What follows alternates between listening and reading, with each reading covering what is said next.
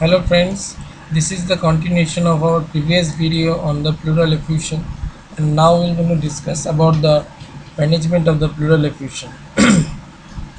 In the management of the pleural effusion, we're going to discuss under two heading, that is investigation and treatment of the pleural effusion. In investigation, we do the following. First, we'll do the routine blood examination. In routine blood examination, we do TC, DC, hemoglobin, ESR, and where we'll try to locate any abnormal cell such as malignant cell, etc. Secondly, we also do serum amylase test for the presence of pancreatitis and related pleural effusion in the routine blood examination. Then we do the chest X-ray. Chest X-ray is very important in pleural effusion, as it not only gives us the location of the pleural effusion, but also may sometime indicate towards the type of pleural effusion. What we find in the chest X-ray is that a triangular homogeneous opacity with a concave surface towards the medial side.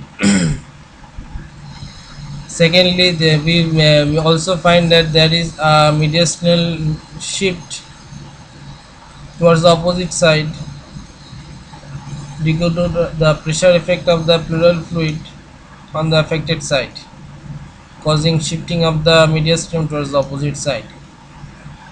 So these are the basically two findings that we look for in the chest X-ray. Then we do the USG. USG is very important, as it not only gives us the type of pleural effusion, but also help us to show the subdiaphragmatic space, and also used nowadays for the thoracocentesis, which is usually USG guided in the major health center. So in USG, we look both above the diaphragm and below the diaphragm for the for the fluid which may be present in case of both side may be present in case of the congestive cardiac failure and other systemic symptoms. And we also look for the effusion other than that of the pleural cavity in USG. Now we do the most important investigation in the pleural effusion, that is the aspiration of the pleural fluid itself. For the diagnostic purpose, we require only 50 ml of pleural fluid, and this is also the confirmatory for the pleural effusion. Obviously, if there is any pleural effusion, we are going to aspirate it, and aspirating the pleural effusion confirm that there is a presence of fluid in the pleural cavity. So it is a confirmatory. What we do with this pleural fluid? We do the following test with this aspirated pleural fluid. First, the physical examination of the pleural fluid, in which we look for the color of the pleural fluid, density of the pleural fluid, and the texture of the pleural fluid. Then we do the biochemical examination of the pleural fluid, in which we look for the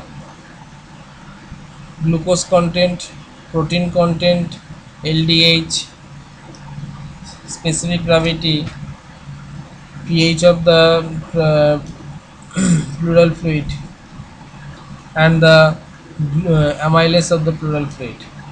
Why we do this, we're going to discuss just shortly about the difference between the transudate and the exudate, and later shortly after this. Now after the biochemical examination, we do the cytological examination. Here we basically trying to look for the abnormal malignant cell and also the tubercular cell, and presence of any WBC, RBC in the aspirated fluid. And fourthly, we do the smear examination. Here we do the Jaden staining of the aspirated fluid. Then we do the gram staining of the aspirated fluid, and we do also do the Leishman staining of the aspirated fluid, which is done for the malignancy. And lastly, we do the culture of the aspirated fluid in the LJ medium, in the Bactet medium, and pleural biopsy is also done in case the malignancy is suspected. So these are the things that we do with the aspirated fluid, that is the physical examination, biochemical examination, cytological examination, the smear examination, and the culture of the aspirated fluid. Now we do the sputum examination of the patient. Here we basically try to see if the malignancy is present or tuberculosis is present. Then we do the Mantoux test. Obviously this is a test for the TB, to see the patient is already sensitized for the tubercle bacteria or not. And then we do the fine needle aspiration biopsy, fine needle cytology or FNAC of the scalene group of lymph node, which is an indication of malignancy.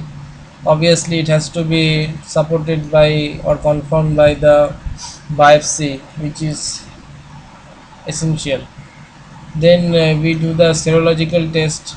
In serological test we look for the reactive origin or reactive origin of the pleural effusion, such as lupus or arthritis. Then we look for the then here we in serology we look for the antinatriuretic factor, then the rheumatic factor, and the complement level. And lastly the bronchoscopy is done to the for the malignancy of bronchial origin. So these are the investigation. Once again we are recapitulating what is the investigation that we have done. We have done a routine blood examination, we have done a chest x-ray, we have done a USG, then we have asked patient for the aspirated fluid, and then we have done the sputum of the patient, then the serological test of the fluid, then the FNAC, then the biopsy, and the bronchoscopy, and the Mantoux test. These are the tests that we have done for the investigation of pleural effusion. Now we will going to discuss about the treatment of the pleural effusion. In treatment of the pleural effusion, first thing is we have to aspirate the fluid if patient has the respiratory distress or respiratory compromisation. The one thing is to be knew that the process that we use is the known as a thoracocentesis. Previously thoracocentesis is usually done manually. Nowadays the thoracocentesis is done usually under the guidance of USG or CT scan. Some of the important thing that we have to know about the thoracocentesis is that usually we do not aspirate more than 1 liter of fluid, as if we aspirate more than 1 liter of fluid at a time, then it may make the patient susceptible to pulmonary edema, which we do not want.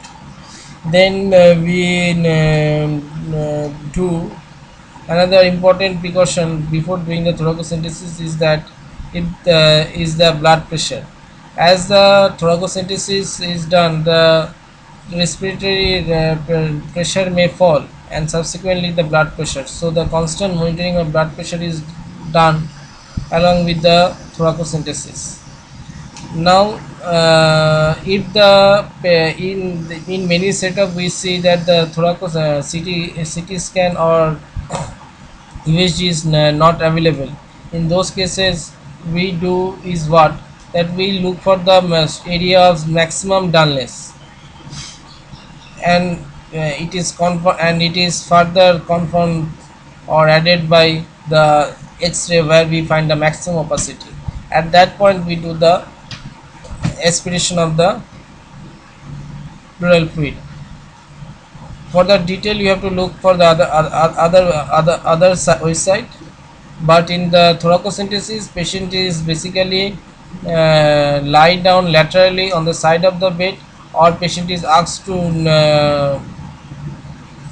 kneel down over the chair, and then the thoracocentesis is done. The other treatment that we recommend for the patient is the complete bed rest. Along with that, we ask patient to use non-steroidal anti-inflammatory drug, and then the chest physiotherapy and the treatment of the underlying causes. In the treatment of the underlying causes, it is usually seen that the transudate cause is usually get relieved with the relief of the underlying causes, such as congestive cardiac failure, congestive cardiac failure, pneumonia, pulmonary embolism, and subphrenic abscess. But for the exudative causes, the further treatment is required, and they are, in the case of parapneumonia, as there is often a risk of getting consolidation, so we have to continuously aspirate the pus from the pleural cavity. Hence, we basically prefer in this case is the pleural intubation rather than pleural fluid aspiration once at a time. Then for the tuberculosis, as we know, where the dot or direct observation therapy is present, under which the tuberculosis is to be treated. And along with that, we can use the prednisolone, which enhance the drying of pleural cavity quickly. And lastly, the malignancy. In malignancy, we have to treat the malignancy as far as possible. And another important thing that we have to know is that pleural effusion tends to get recurrent in the malignancy. Hence, drawing the fluid is becoming a tough job, is becoming a daily job or tough and cause of headache in case of malignancy. So what we prefer in the malignancy is the pleurodesy. What is this pleurodesis? This pleurodesis is actually joining the parietal layer with the visceral layer of the pleura, thereby obliterating the pleural cavity, and hence making us free from repeated aspiration of the pleural fluid. How this is being done? This is being basically done by injecting doxycycline or bleomycin or tetracycline inside the pleural cavity. That is doxycycline, bleomycin, tetracycline in the pleural cavity, and this doxycycline after infusion, we aspirate the fluid slowly from the pleural cavity, so that the two layer come close to each other, and due to the effect of this drug, the fusion of these two layer gradually take place, and we achieve the pleurodesis. This pleurodesis is done